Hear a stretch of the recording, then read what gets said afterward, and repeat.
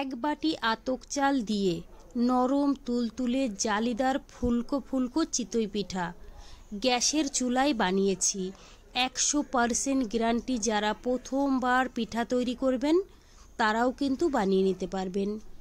বন্ধুরা, খেতে কিন্তু ভীষণ ভালো হয়েছিল। চলুন তাহলে শুরু করা যাক। সবার প্রথমে নিয়েছি 1 বাটি আতক চাল। ফুটন্ত গরম জলে আমি ভিজিয়ে রেখেছিলাম 30 মিনিট। এবার কিন্তু খুব ভালো করে ধুয়ে নেব। তারপরে একটা মিক্সারের বাটিতে নিয়ে নিতে হবে। সামান্য একটু জল দিয়ে খুব ভালো করে পিষে নিতে হবে। বন্ধুরা, যেন কোনো দানা ভাব না থাকে। দানা ভাব থাকলে কিন্তু পিঠাগুলো ভালো হবে না। সামান্য একটু জল দিয়ে খুব ভালো করে পিষে নিলাম। এবার একটা বাটির মধ্যে ঢেলে নেব। বন্ধুরা, ব্যাটারটা দেখেই বুঝতে পাচ্ছেন এখানে কিন্তু কোনো রকম দানা ভাব নেই। প্রথমে কিন্তু 1 থেকে 2 মিনিট এইভাবে মিশিয়ে নিতে হবে। তারপরে ভালো করে ফেটাতে হবে। প্রায় আমি 2 থেকে 3 মিনিট সময় ধরে ফেটিয়ে নিয়েছি।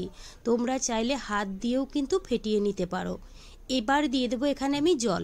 জলটা কিন্তু অবশ্যই কুসুম গরম দিতে হবে।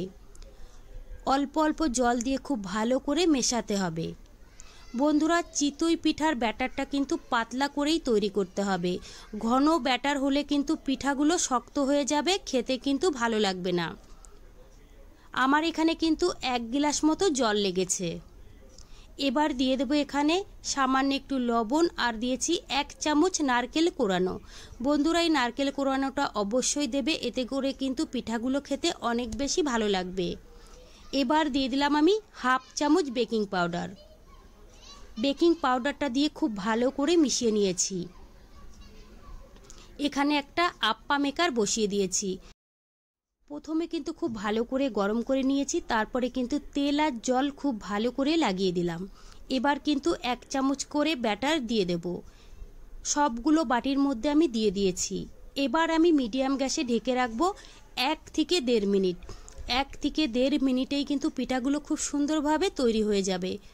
দেখুন বন্ধুরা, কতটা নরম তুলতুলে ফুলকো পিঠা তৈরি হয়েছে। এবার কিন্তু আমি তুলে নেব। আর বন্ধুরা, বাকি পিঠাগুলো কিন্তু একই রকমভাবে বানিয়ে নিতে হবে। আবারও কিন্তু একটু তেল লাগিয়ে নিতে হবে, তারপরে দিয়ে দিতে হবে ব্যাটার। বন্ধুরা, আমি যেভাবে পিঠাগুলো বানাচ্ছি তোমরা কিন্তু একবার হলেও বানিয়ে দেখবে। এটা কিন্তু একদম নো ফেল রেসিপি, যে কেউ পারবে। আবারও কিন্তু আমি 1 থেকে 1.5 মিনিট ঢেকে রেখেছিলাম। পিঠাগুলো কিন্তু একদম রেডি। এবার কিন্তু পিঠাগুলো আমি তুলে নেব। তারপরে একটা বাটির মধ্যে সাজিয়ে নিতে হবে। দেখুন বন্ধুরা, কতটা নরম তুলতুলে জালিদার ফুলকো হয়েছে। আপনারা কিন্তু দেখেই বুঝতে পাচ্ছেন। বন্ধুরা, একটা পিঠা আমি ভেঙেও দেখিয়ে দেব ভিতরটা কতটা নরম তুলতুলে জালিদার হয়েছে। বন্ধুরা, এই পিঠাগুলো কিন্তু খেজুরের গুড়ের সঙ্গে খেতে ভীষণ ভালো লাগে। তোমরা চাইলে মাংস দিয়েও খেতে পারো, ভীষণ ভালো লাগবে। না হলে কিন্তু যে কোনো ভর্তার সঙ্গেও খাওয়া যাবে। ভর্তার সঙ্গেও কিন্তু এই পিঠাগুলো খেতে অনেক বেশি ভালো লাগে। আমি একটা পিঠা ভেঙেও দেখিয়ে দিলাম। বন্ধুরা, আমার রেসিপি কেমন লেগেছে কমেন্ট করে জানাবেন। ভালো লাগলে প্লিজ আমাকে সাপোর্ট করবেন। বাড়িতে বানালে কমেন্টে জানাতে ভুলবেন না খেয়ে আপনাদের কেমন লেগেছে। চলুন তাহলে ভিডিওটি আমি এখানেই শেষ করছি। আপনারা সবাই ভালো থাকবেন, সুস্থ থাকবেন। আবারও নিয়ে আসবো নতুন রেসিপি।